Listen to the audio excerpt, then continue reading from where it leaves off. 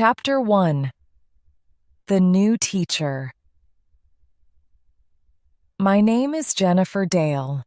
My friends call me Jenny. I'm 16 years old and I live near Boston. My town is beautiful and very green. I live here with my parents and my dog, Fred. I go to school at Jefferson High and I want to become a journalist. In my free time, I play volleyball and I listen to heavy metal music. I want to tell you my story. It was the first day of high school. I was excited. I already knew most of my classmates, but I didn't know my new teachers. I got up, ate my breakfast, and went to school. On the street, I met my friend, Dana. Her house is near mine, and we always walk to school together. I hope our new teachers are men, and I hope they're handsome, Dana said. Dana loves talking about boys. Yes, I need something new and interesting in my life, I answered. We arrived at school and went into our classroom. A young man was inside. Hello, boys and girls. I'm your new science teacher. My name is Mr. Adams. I hope to work well with you this year. Dana and I looked at Mr. Adams. He was tall and thin. He had blonde hair and brown eyes. He seemed friendly. We're lucky. I think he's a very handsome teacher, Dana said to me. Yes, he is, I answered. I looked at him, and he looked at me. Our eyes met. What's your name? He asked, smiling. Jennifer? I answered. I was a little nervous. He turned to Dana. And who are you? I'm Dana. Dana gave him a big, enthusiastic smile. At that moment, the noise of an airplane attracted our attention. Everyone in the class looked out of the window, but the sun was in front of us. It bothered our eyes. We turned away from the window. Except Mr. Adams. He was at the window and was looking directly at the sun. The sun didn't irritate his eyes. Gee, I thought, how can he look at it like that? The airplane then passed, and the lesson continued. When the hour finished, another man walked in. This one had black hair and green eyes. His nose was small and pointed, and he had strangely high cheekbones. What a weird-looking teacher, I said to Dana. Wow, you're right, she exclaimed. The teacher didn't smile and spoke coldly to the class. I'm your English teacher. I want you to be on your best behavior this year. The lesson can begin. And remember, no talking. Everyone in class was evidently shocked, but no one said anything. Another student, Steve, raised his hand. What? Asked the new teacher in his cold voice. Excuse me, but what's your name? Mr. Stone, he answered. I then noticed that his voice wasn't just cold. It was metallic and monotonous. Dana looked at me with disappointment. She raised her eyebrows. What's his problem? She mouthed. The lesson proceeded. Mr. Stone read a poem from our English literature book. His voice was weird, very weird. It had no emotion. It was almost robotic. Someone touched me. It was Dana. Isn't he horrible? She whispered. I nodded. The other teachers we met that morning were Miss Smith, the arts teacher, and Mrs. Ching, who taught math. Both seemed nice. Miss Smith, in particular, was a very cheerful person. Chapter 2. Clues. I always eat lunch at school. That day I ate with Dana and Paul Miller, another friend from my class. Paul was a very intelligent boy. He was always the best in math. His parents were divorced, and he lived with his father and his black cat, Apollo. He missed his mother. She lived with another man and didn't want to see Paul. His father was never at home, so Paul was very lonely. He didn't have many friends at school because he was too intellectual. He loved Apollo very much and spent a lot of time with him. "What do you think about our new teachers?" I asked my friends. "I think Mr. Adams is very sexy," said Dana. "Did you see how he looked at the airplane? The sun didn't bother him," exclaimed Paul. "You're right," I said. "But did you hear Mr. Stone? He speaks like a robot. His voice is cold and metallic." "He's unfriendly too," added Dana. "That's true," I said. "Look," said Paul. "Look what he's eating." We looked at Mr. Stone. He sat away from the other teachers, and he didn't have a normal lunch. There was a glass in front of him. It was full of a dense green liquid. There were some black pills in his hand. He put 2 of them in the glass. The green liquid started to bubble, and it changed color.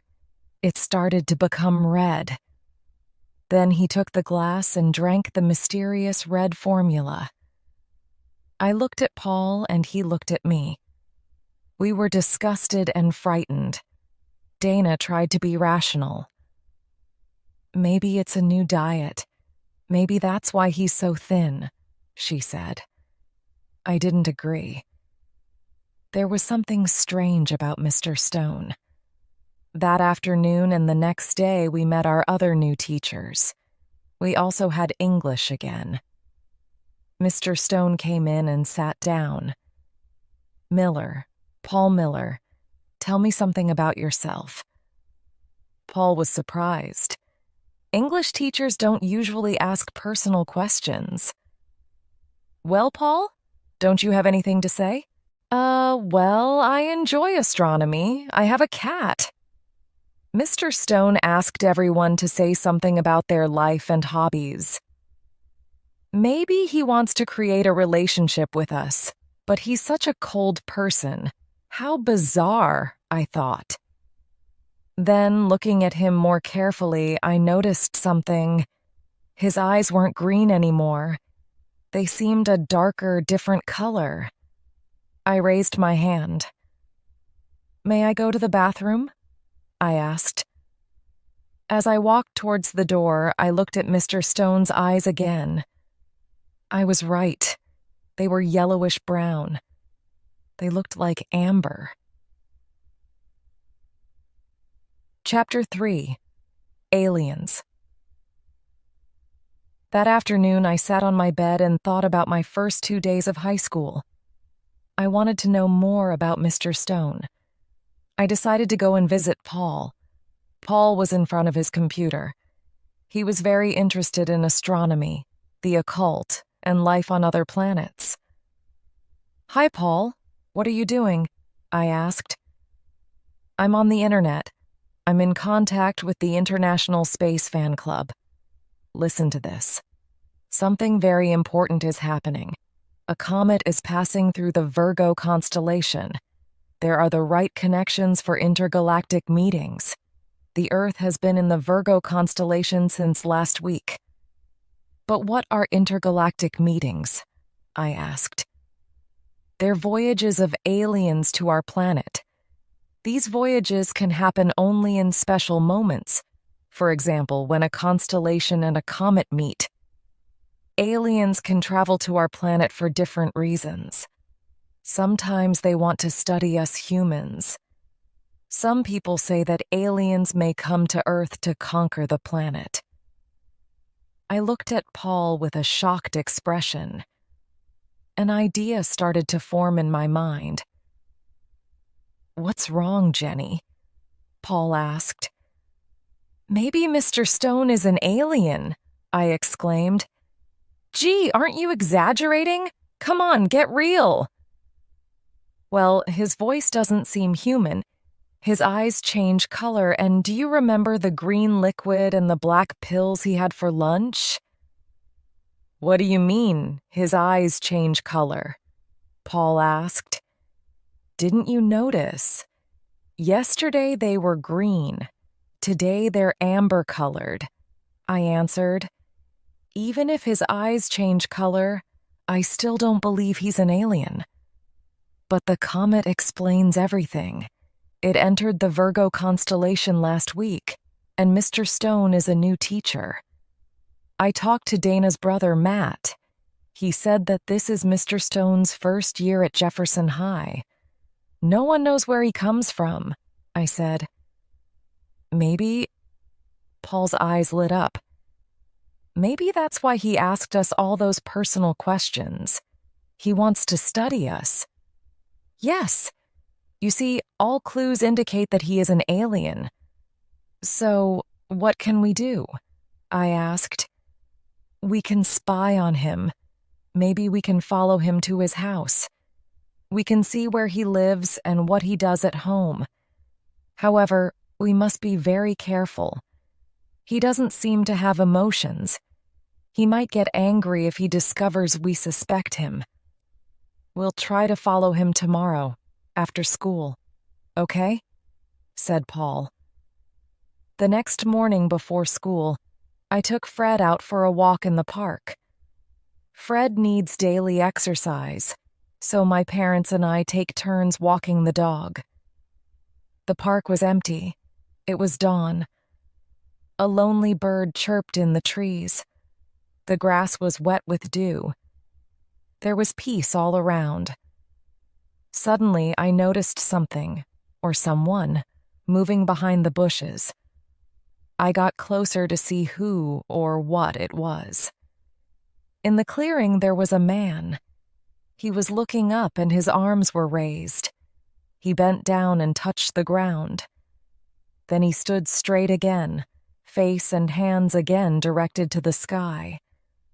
After about a minute, he turned around. It was Mr. Stone. Was he communicating with the universe? With his planet? Was he really an alien? I quickly walked away. Fortunately, Fred didn't bark.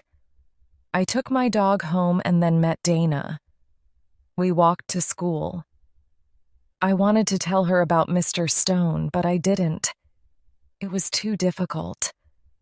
Besides, I couldn't tell her about the afternoon plan because it was too dangerous for 3 people to follow the teacher. During the morning, I thought about Mr. Stone again and again. I was scared, but also excited.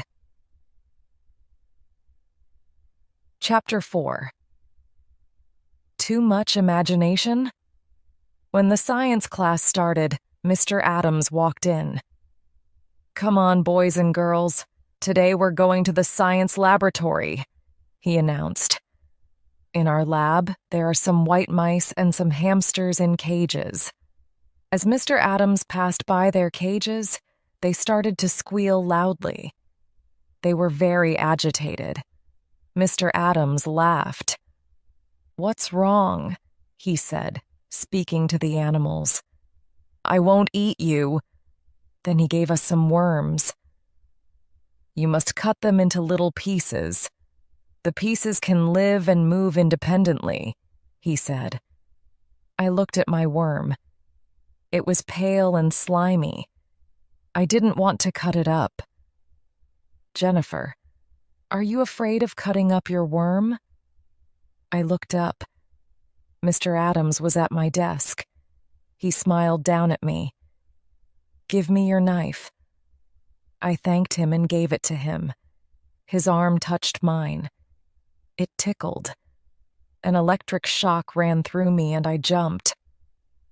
What's wrong? Asked Mr. Adams. He seemed frightened. Nothing, I answered, trying to smile. He helped me cut up my worm, then walked away. No one else in class had noticed anything. I didn't know what to think. Were all my teachers weird, or was I just too imaginative? I wrote a note to Paul and told him what had happened.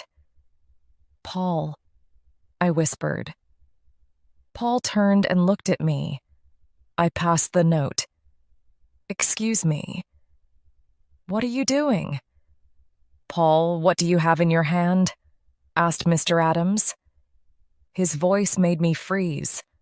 We were in very big trouble. Nothing," said Paul. "Please listen to the lesson. If I see you again, you must give me the note." "I'm sorry," answered Paul. Whew! I was so happy that I wanted to laugh. Obviously, I didn't. When the bell rang, Mr. Adams called me to his desk. "Oh no," I thought. He smiled. "I'm sorry I scared you. 2 years ago, I had an accident. My left arm is artificial. It's an electric prosthesis, and sometimes it can give electric shocks." He seemed a little embarrassed. I was surprised and sorry. He was so sweet. I thanked him and went to lunch. "Paul, forget what I wrote," I said as I sat down at our usual lunch table. I told Paul and Dana about Mr. Adams's electric prosthesis. Then Dana mentioned Mr. Stone. Paul and I looked at each other, but we didn't say anything. Besides, after school, Dana had a dance club meeting in the gym, so Paul and I were free. We finished our chocolate milk and went out to recess. At the door, we met Mr. Stone. His head was down. He seemed deep in thought. "Hi," Dana said to him. "Oh, hi," he said, surprised, lifting his head. His eyes were green again. "Wow, that Mr. Stone is really a mystery," Dana exclaimed. I still didn't want to tell Dana the whole story, so I changed the subject. Fortunately, the bell interrupted us. Before entering class at 1 o'clock, I took Paul aside. I quickly told him about what I had seen in the park. "Wow, I wonder what we'll see this afternoon," remarked Paul. Chapter 5. Mr. Stone. When the school day finished, Paul and I hid behind some bushes and watched the school gate. We saw many classes go home, and some teachers, but we didn't see Mr. Stone. The minutes passed. "Maybe he went home by car," I said. At that moment, through the bushes, we saw a man with black hair and very high cheekbones walk past. "It's him," I whispered. "Wait, he mustn't suspect that we are following him," Paul said. We waited 2 minutes. "Okay, we can go," I said. We followed him at a distance, and finally we saw him go into a house. It was a pretty pink 2-story building. There was a lawn in front of it and a big tree on the side. We crept up to the window and carefully looked inside. Mr. Stone put his briefcase down and opened the refrigerator. He took out another bottle of that horrible green liquid and put it on the table. Then he went upstairs. "Now, what can we do?" Paul whispered. "No problem, I can climb the tree," I said. "Are you sure?" "Of course. Don't forget I play volleyball." "Be careful." I went to the tree. It wasn't very high, and it was easy to climb. From my position, I could see his room. Mr. Stone was there. "What's happening?" whispered Paul. "He's sitting in front of a mirror," I said softly. "His hands are on his head." "Oh, no." "What? What?" asked Paul. The teacher was totally bald, and his head was covered with disgusting brown warts. I felt sick. Suddenly, I noticed my reflection in Mr. Stone's mirror, and Mr. Stone noticed it too.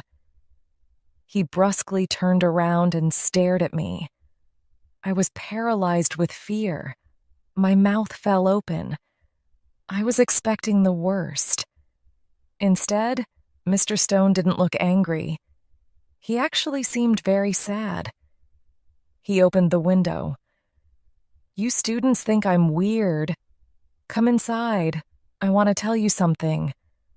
Mr. Stone, I'm terribly sorry," I started to say. I was extremely embarrassed. "Don't worry. Since you're here, please come in." I climbed down the tree. Paul was very nervous. "Come on, Jenny, let's go away before it's too late." "No, Paul, I'm going in." But I went towards Mr. Stone's front door, so Paul followed. The teacher opened the door and made us sit down in his living room.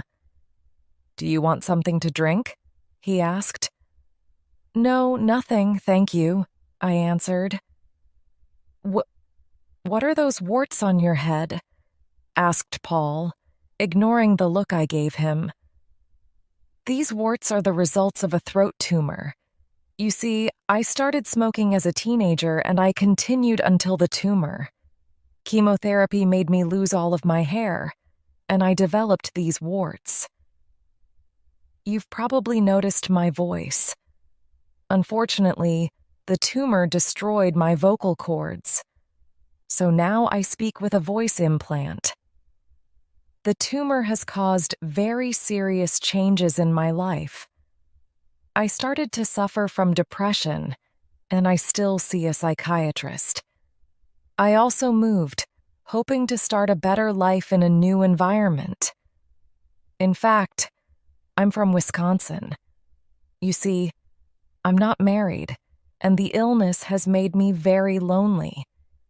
People don't like illnesses. They stay away from sick people. Sick people bother them.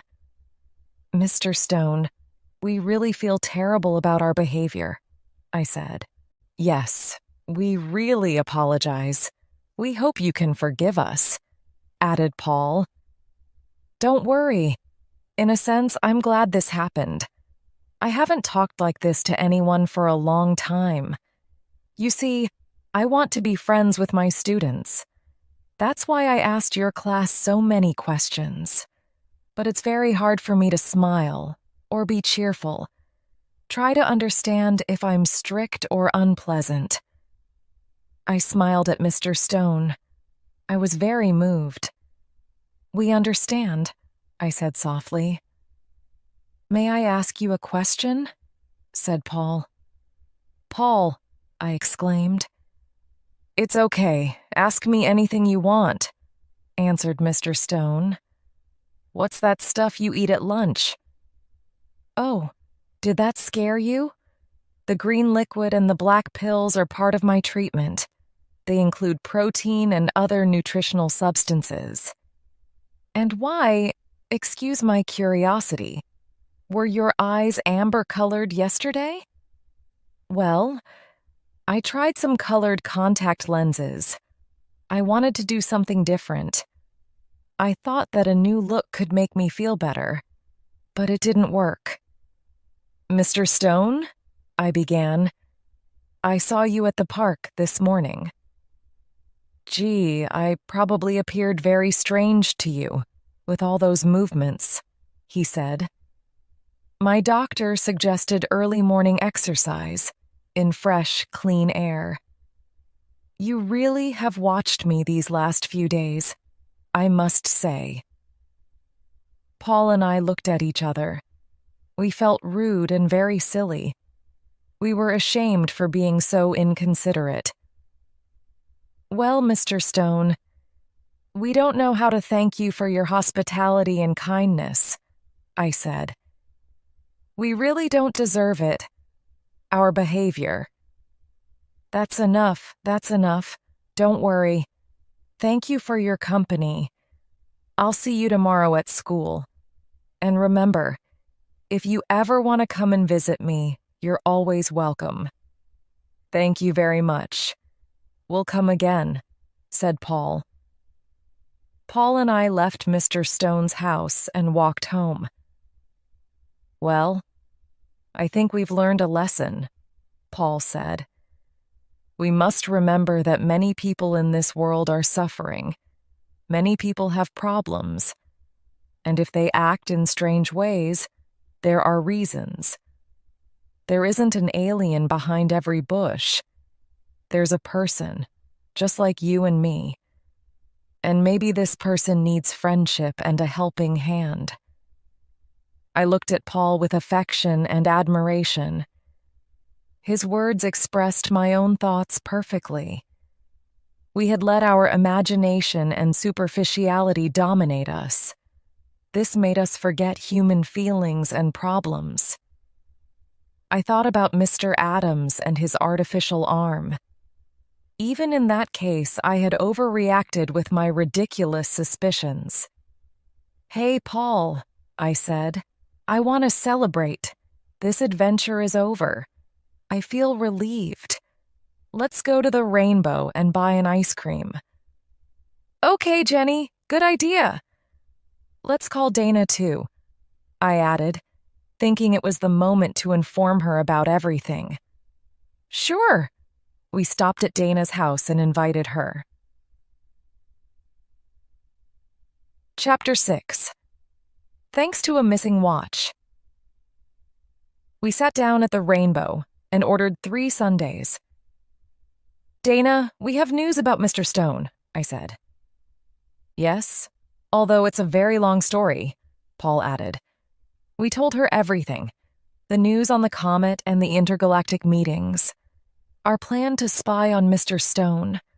Finally, the teacher's sad story. Dana's expression went from surprised to worried to ashamed during our tale.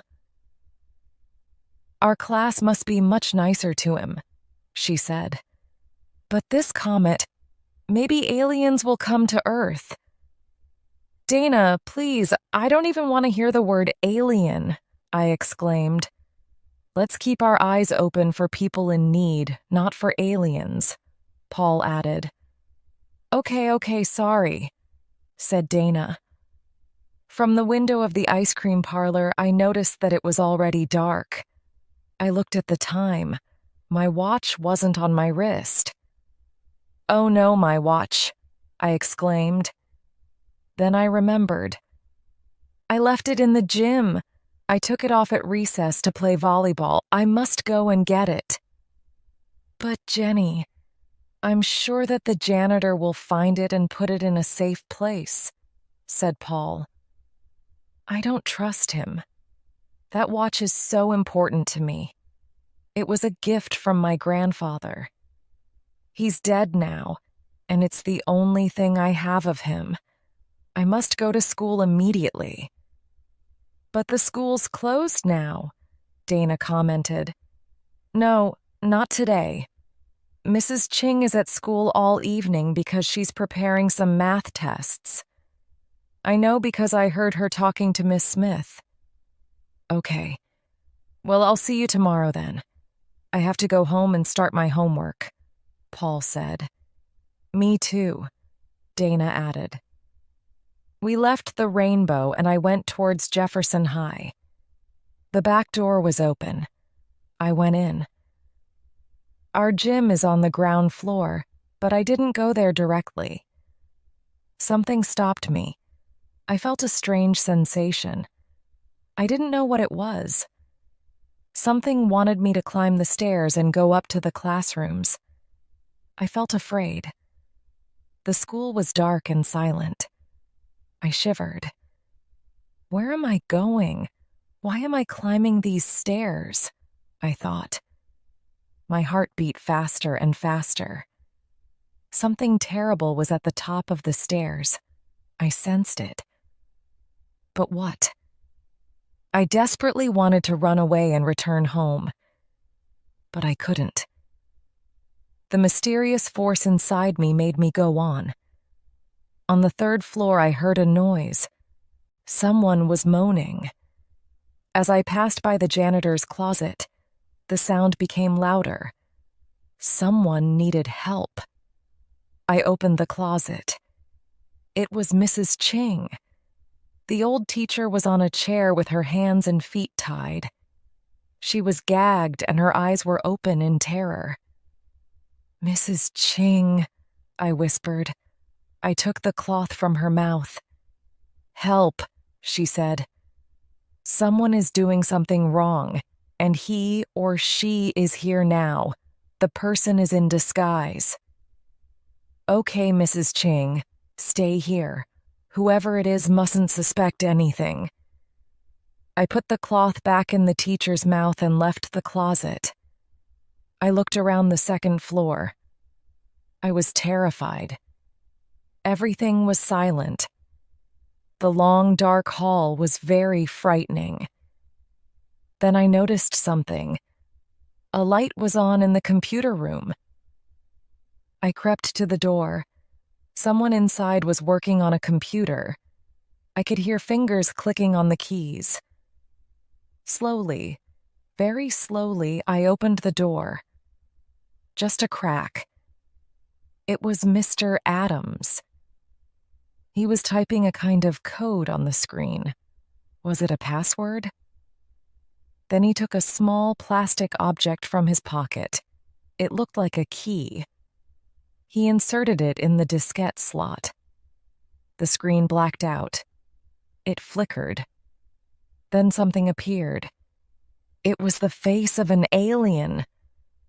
The alien had a green head and big red eyes. It didn't have hair and it didn't have a nose. Its mouth and ears were very small. Then Mr. Adams put his hands on his head. He was pulling at his hair. It started to come apart.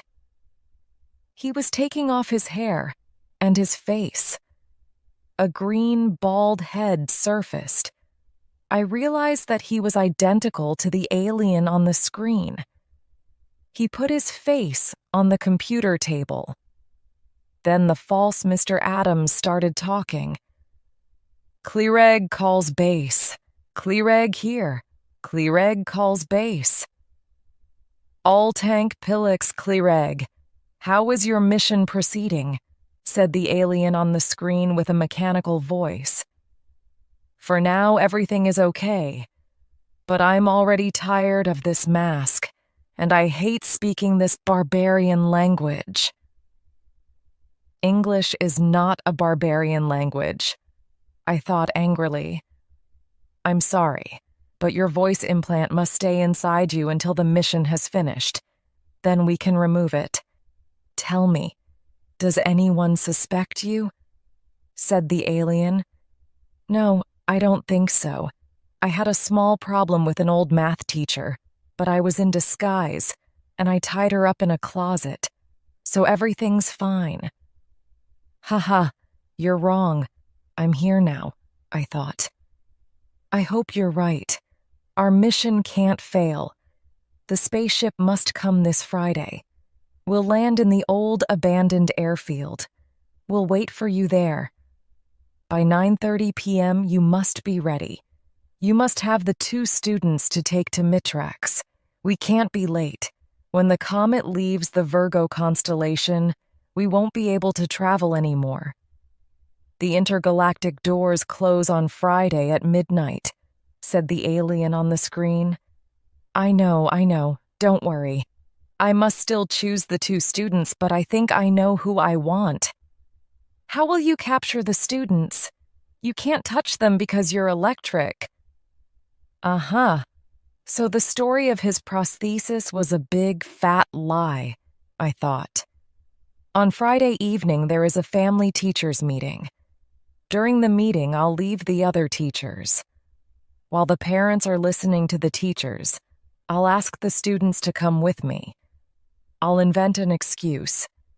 Then I'll take them to the science lab and I'll spray them with my hypnotizing spray. Once they're hypnotized, they'll do everything I say. They won't be able to think or rebel. We'll go out of the building by the fire escape exit and walk to the airfield. said Mr. Adams Clyreg.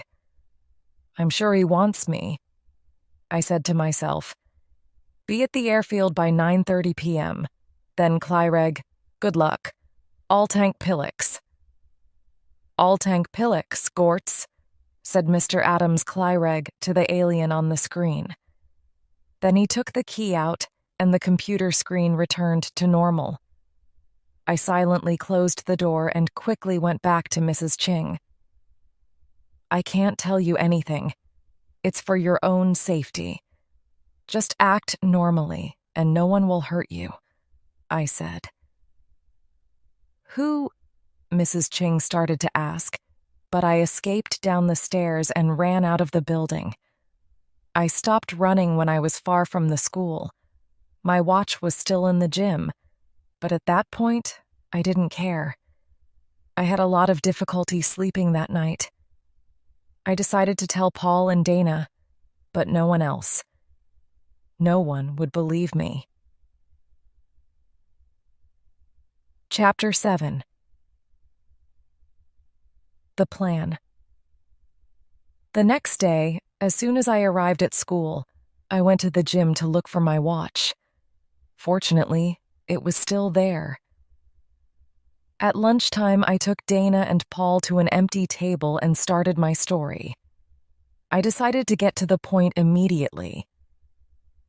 Mr. Adams is an alien, I said.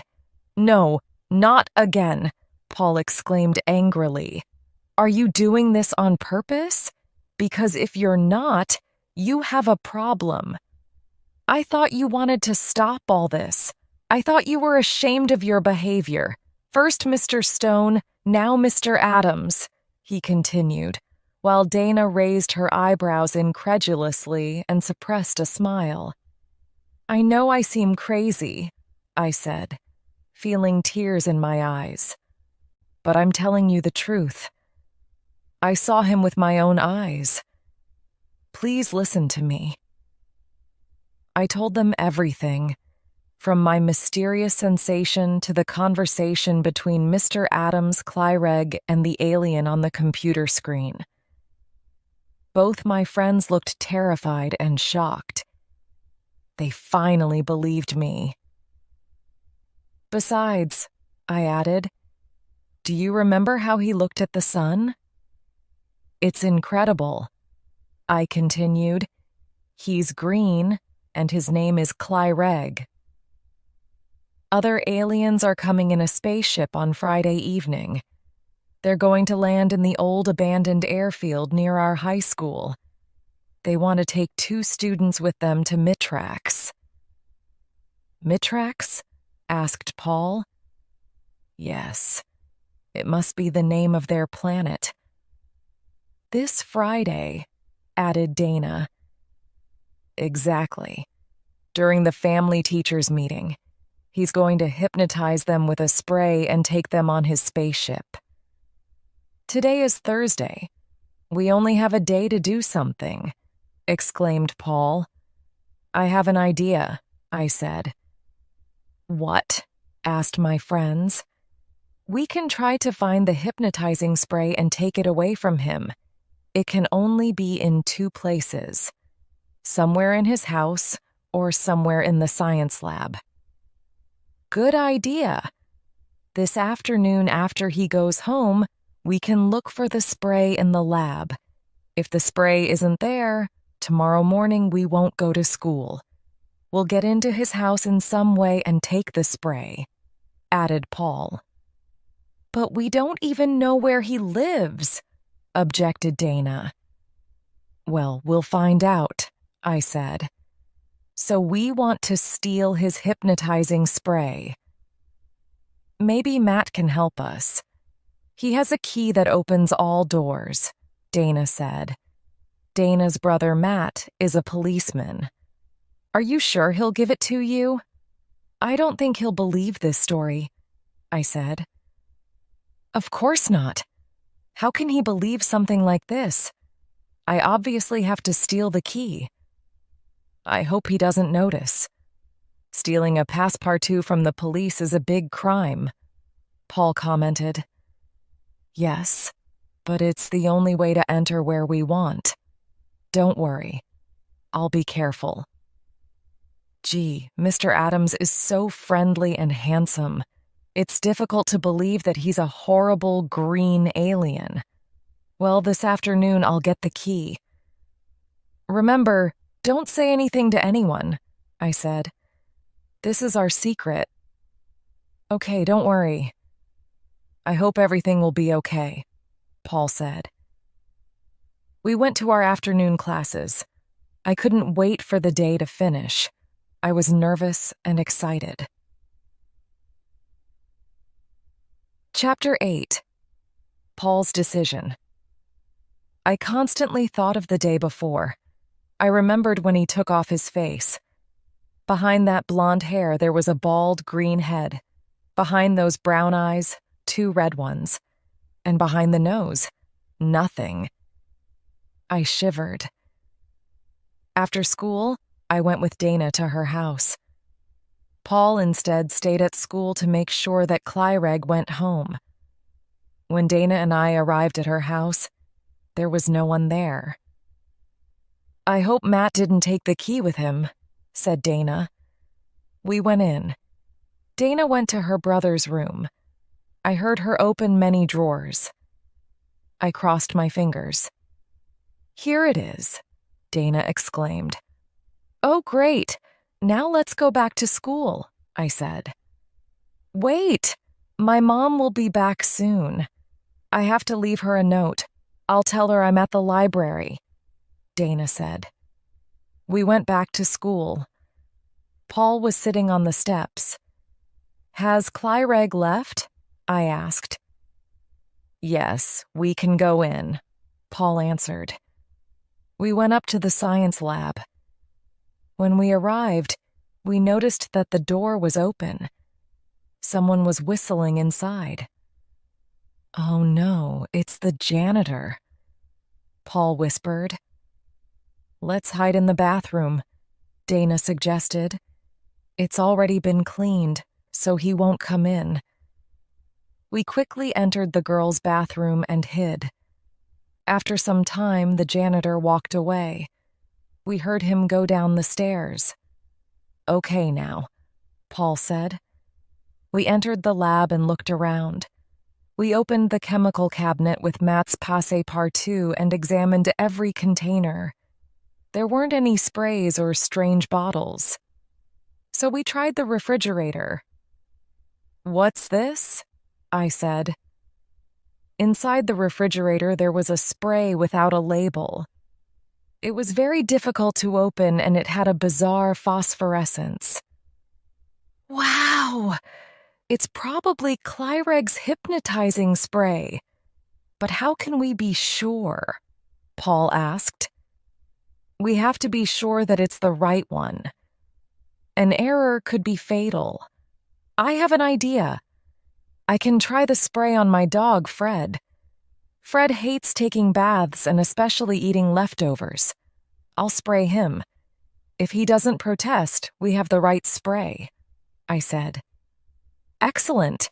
Please phone me after and tell me the results, Paul said. I want to know too, Dana added.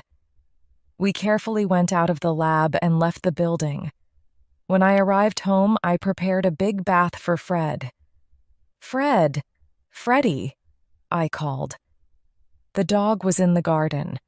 When he saw me with the big basin full of water, he barked and howled. He ran inside his doghouse.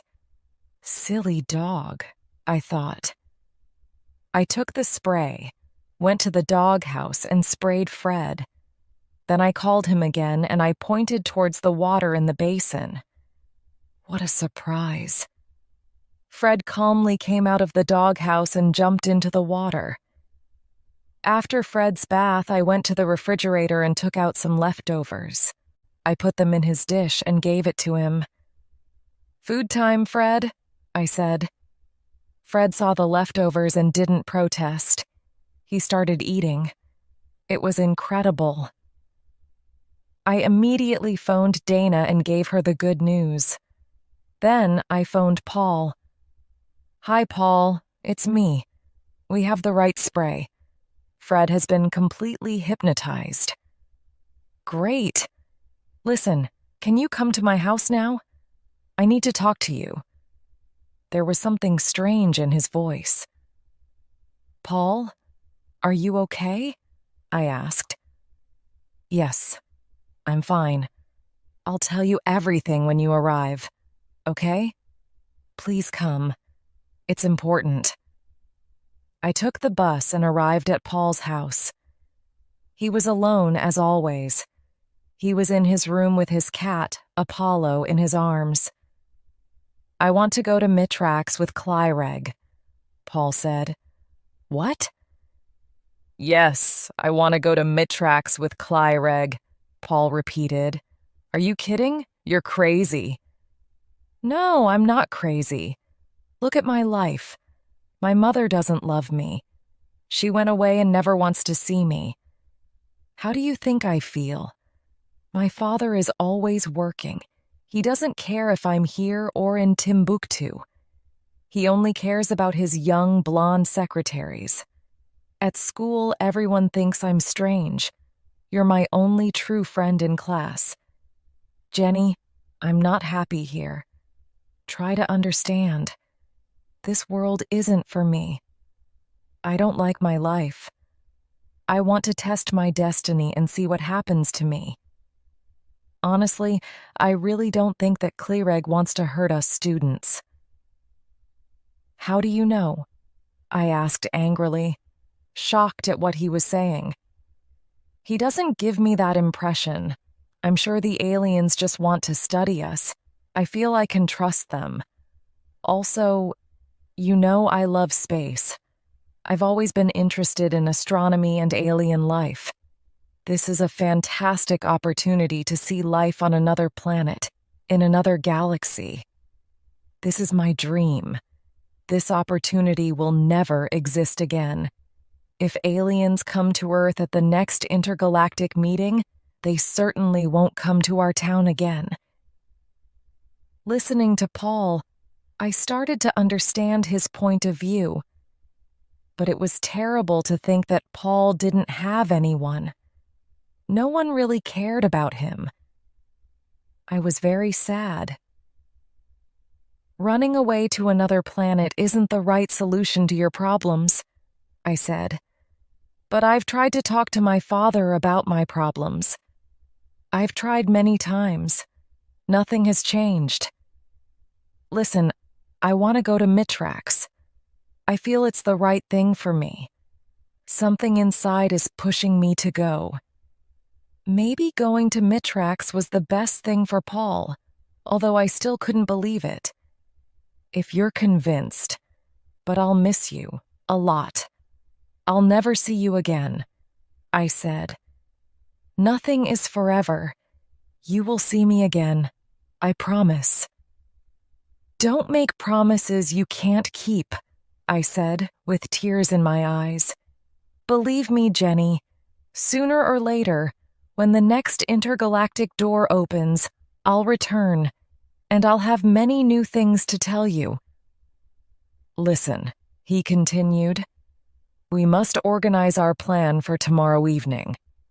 When Clyreg takes the 2 students to the science lab, he'll open the refrigerator, but he won't find the spray. At that point, he won't be able to do anything because he can't touch us. If he touches us, he'll electrocute us, Paul explained. Then he won't be able to study us anymore, I interrupted. Exactly. So when he sees that his mission has failed, the only thing he can do is go to the airfield and leave with his spaceship. He can't stay any longer because he can't miss his spaceship. And the spaceship can't wait for him. I won't come to the family teachers' meeting.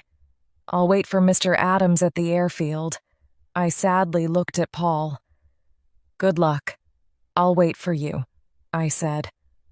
Paul picked up Apollo and gave him to me. I want you to keep him. Take care of him for me. He came closer to me. For the first time, we kissed. My heart pounded. "Oh, Paul, thanks for Apollo. Thank you very much." I stroked the black cat, and he purred. Chapter 9. Friday night. I went back home and passed by Dana's house to give her the passepartout. That night I didn't sleep. I thought about the next day, about Paul's decision, about Clyreg. Apollo mewed in the darkness. On Friday morning I got up early. I felt very tense. The day proceeded slowly. During the morning, the principal came to remind us of the meeting. "Don't forget that this evening there's the family teachers meeting.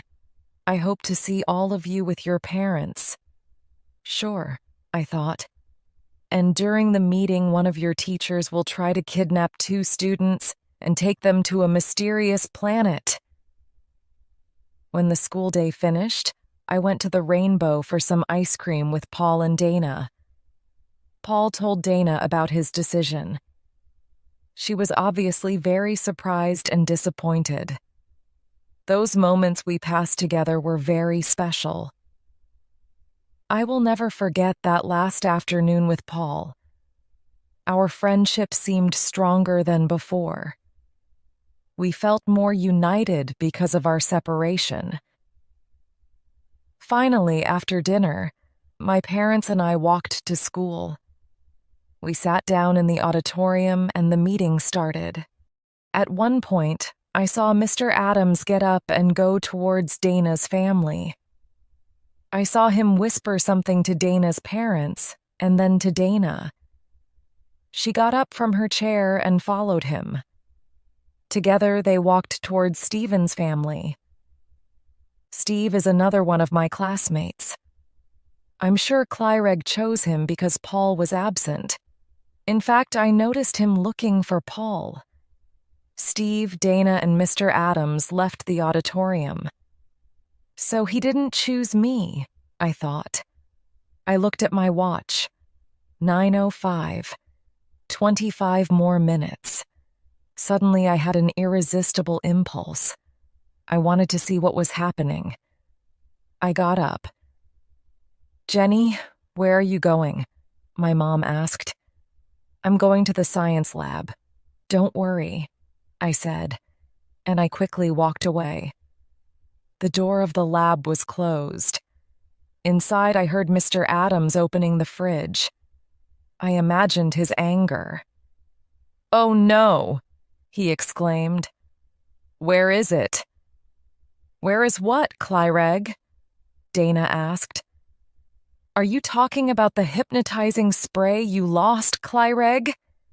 she exclaimed triumphantly. "Wow, what? You know?" Clyreg was shocked. "What spray? What are you saying?" said Steve, who didn't know anything about it. What courage Dana has, I thought. Mr. Adams had the power to electrocute her if he wanted. It was stupid to make him angry. But in the end, it seems that Paul was right. Clyreg wasn't really a bad alien. "Well, I don't think you need us anymore," Dana said. The door opened and she walked out. "Come on, Steve. Everything's okay. Let's go back to the meeting." Then Clyreg came out. He seemed confused and helpless. I looked at my watch. "Clyreg, it's 9:17. Go, don't miss your spaceship," I said, almost with compassion. Clyreg looked at me, even more surprised. Then he went to the fire escape exit and ran away. At that moment, I thought of Paul. I followed Clyreg down the fire escape stairs and out of the building. Our school is very close to the old airfield, so Clyreg and I reached it at 9:24. The spaceship was already there, waiting for Clyreg. Its portal was open, but all the lights were off. The aliens from my tracks didn't want anyone to see them. Paul was there too. When he saw Clyreg, he ran towards him. "Clyreg, listen! I want to come with you. Take me with you. You can study me. I know you won't hurt me." Clyreg was literally shocked. "Come then, Paul. Hurry," he said, recovering from his amazement. "Paul!" I shouted. "Jenny!" He ran to me and we embraced. "This crazy adventure has finally finished. Fortunately, everything ended well for everyone," Paul said. "Think about me sometimes," I said. "I'll always think of you. And remember, I'll be back." "Paul!" Clyreg shouted. He was on the stairs of the spaceship. "The portal is closing." "Have fun in my tracks, you space lover," I said, laughing and crying at the same time. Paul went up the stairs, and the portal closed behind him. The spaceship lights turned on, and it silently went up into the dark night sky. I watched it disappear into the blackness. Then I hurried back to school. My parents were still at the meeting with everyone else. No one seemed to suspect anything. Dana and Steve sat calmly near their parents. I, too, went back to my mother and father, smiling innocently. Today, 6 months have passed. Everyone at school now knows the truth about Mr. Adams, although not everyone totally believes my story. We have a new science teacher. Her name is Miss Lundberg, and for the moment she seems normal. Dana and I have been to visit Mr. Stone a few times, and his relationship with our class has really improved.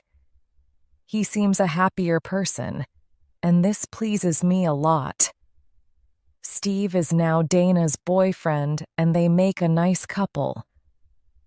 I still have the hypnotizing spray. I keep it hidden, although sometimes I use it on Fred when he needs a bath.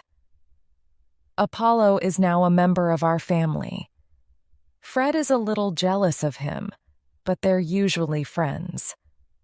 I told my parents the entire story. They seem to believe me, especially because no one can find Paul. In the beginning, his father looked for him, but he soon stopped worrying. Sometimes Dana and I talk about Clyreg and our adventure. We remember Paul. On many evenings, alone in my garden, I look up at the sky and think about him. Good night, Paul, wherever you are. See you soon.